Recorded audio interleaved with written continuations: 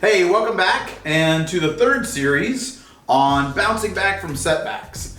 And before I get started with talking about bouncing back from setbacks, I just want to say what you're feeling is okay.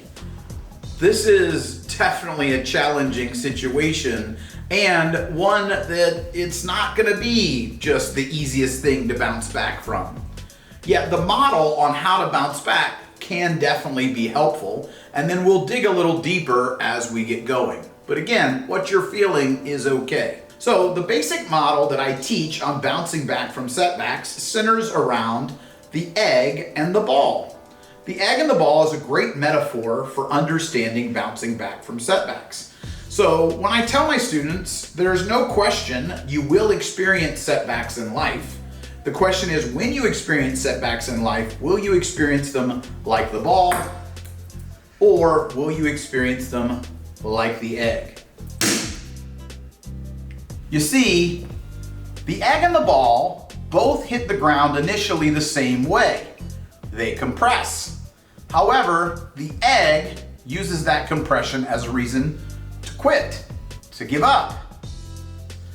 The ball uses that same compression as a reason to double its efforts, to try a different perspective or change their approach and work towards bouncing.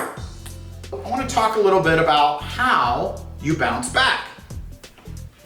So we teach 5 basic strategies on bouncing back. The first one is to learn from our role models and to draw motivation from role models.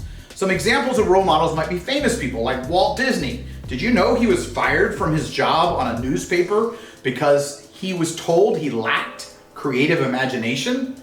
And yet Walt Disney has become probably the very definition of creative imagination as the great Imagineer.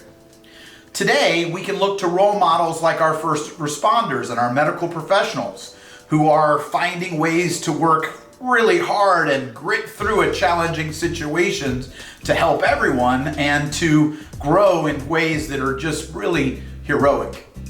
And we can also look to people in our own family, people that are trying to find ways to make things safe and calm and make ends meet in challenging situations. All of these are great examples of being gritty, having strength of character through challenging situations. All right, so the second thing we can do is we can increase our effort or change our perspective or change our approach. And instead of blaming our circumstance and blaming our abilities, we can change our effort or our approach or, a little bit of our perspective. Number 3, we can use positive self-talk to tell ourselves that we can do it and to slow down and just get it day by day or even hour by hour. And also in that self-talk to remind ourselves that this isn't permanent.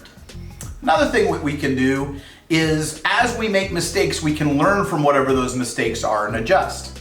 And then last but not least, we can cultivate a deep interest in growth, that we are really trying to grow through this experience, to find ways to stay engaged, stay connected, and grow. So those are the strategies on how to bounce. Now, in this scenario, we would add a couple of more strategies. So first off, it's okay to be the egg for a little while. It's kind of a crazy situation. But the key is how long are you there? It's not how many times you get knocked down. What's really important is how many times are you gonna get back up? All right, so the other big thing to keep in mind is that this is not permanent. That this is going to change and you're going to get back to a normal, maybe a new normal, but you're going to get back to something that is way more normal. And then also to remember that while we want to accept our feelings, we also want to keep them at functional levels rather than dysfunctional levels. All right, so that's the model. And what I want you to do is engage in the activities below about how to bounce.